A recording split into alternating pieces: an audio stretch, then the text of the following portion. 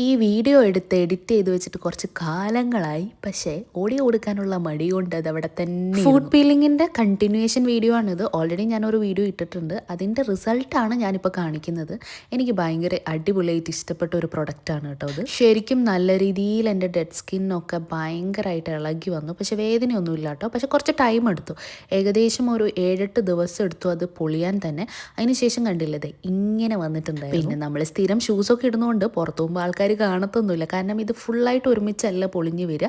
കുറച്ച് ടൈം എടുത്തിട്ട് ഓരോ ഏരിയ ആയിട്ടാണ് അത് പീലായിട്ട് വന്നുകൊണ്ടിരുന്നത്.